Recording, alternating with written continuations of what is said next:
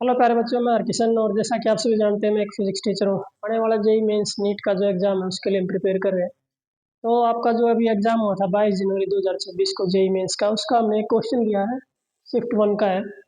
Statement है, a simple pendulum with bob mass M and charge Q is in equilibrium in presence of horizontal electric field E.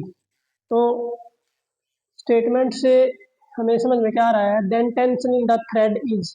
तो ये आपका thread है, इसमें tension जो है ये हमने फाइंड आउट करनी है। तो ये आपका इलेक्ट्रिक फील्ड इस डायरेक्शन में एक्ट कर रहा है। ये चार्ज क्यू है, तो इस पर जो फोर्स लगेगी इलेक्ट्रिक फील्ड की वजह से वो इस तरफ लगेगी। इसका मास एम है, तो एम जी फोर्स नीचे की तरफ लगेगी। तो देखो टेंशन इस तरफ लग रही है। अगर ये इक्विलिब्रियम में है तो in equilibrium net force is zero. तो जितना टेंशन इस तरफ लग रहा है उतना ही फोर्स इसके इक्विवेलेंट अपोजिट लगना चाहिए। और क्योंकि जो इलेक्ट्रिक फील्ड फोर्स होती है आपकी ई, वो होती है फोर्स पर यूनिट चार्ज। तो जो फोर्स हो जाएगी वो हो जाएगी क्यू इंटू ई। तो ये इस तरफ जो फोर्स लग रही है वो लग रही है क्यू ई, और इस तरफ जो फोर्स लग रही है एम जी। तो रिजल्टेंट जो होगा इन दोनों का वो इस तरफ लगेगा।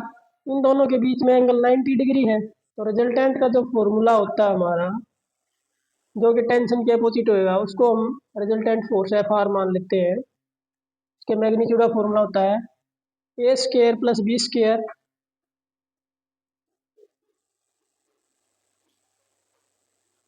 मैग्नीट्यूड का square plus 2 AB cos of theta. Cos 90 की वैल्यू क्या होती है, जीरो। तो ये टर्म जीरो हो जाएगी।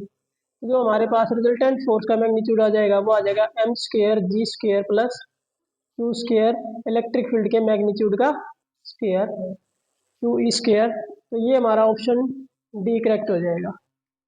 तो इस पर जो नेट फोर्स है वो क्या हो जाएगी आपकी, जीरो, क्योंकि ये किसमें क्या है, इक्विलिब्रियम में है। तो जितनी टेंशन उस तरफ लग रही है थ्रेड में, उतनी ही आपकी फोर्स इन दोनों का रिजल्टेंट इस डायरेक्शन में लगेगा। तो नेट फोर्स इस पर क्या हो जाएगी, zero. Thank you, have a nice day.